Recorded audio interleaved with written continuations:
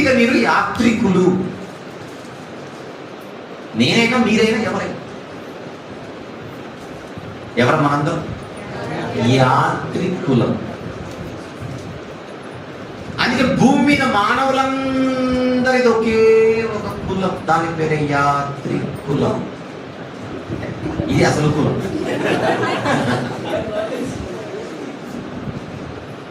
నేల మీద నడిస్తే యాత్రికులం. ఒకవేళ ఈ సాదృశ్యాన్ని నీళ్లతోనూ ఓడతోనూ పోలిస్తే నావికులం. ఓడలో వెళ్తే నావికులం, నేల మీద వస్తే యాత్రికులం. అంతే. ఓవరాల్ గా మనందరం కూడా ప్రయాణికులం.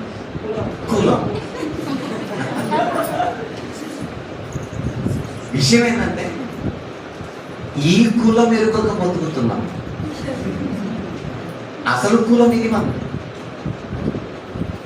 ఎవరైనా మీ కులం ఏంటంటే చెప్పండి ఈరోజు నుంచి.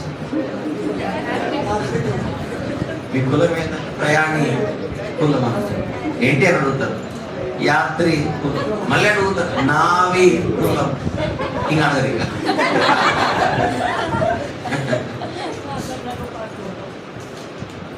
రైట్. బైబిల్ చెప్పింది మీరు భూమి మీద యాత్రికులు, పరదేశం. ఇది నిజమా కాదా అని ఆలోచిస్తే నిజమే. ఇది మా తాత ముత్తాతలందరి విషయంలో కూడా నిజమైంది. ఎందుకంటే ఈరోజు మా ఇంట్లో మా నాన్న లేడు. మా నాన్నగారి కంటే ముందు వాళ్ళ నాన్నగారు చనిపోయారు. ఆయన కంటే ముందు వాళ్ళ నాన్నగారు చనిపోయారు.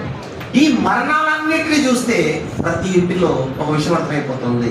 మా నాన్న యాత్రికుడే, వాళ్ళ నాన్న యాత్రికుడే, వాళ్ళ నాన్న యాత్రికుడే. అలా ఓవరాల్ అందరం కూడా భూమి మీద ఏమిగా బతికేస్తున్నాం? యాత్రికులు. ఇప్పుడు మనందరం కూడా యాత్రికులం. ఇది 2024 సంవత్సరం.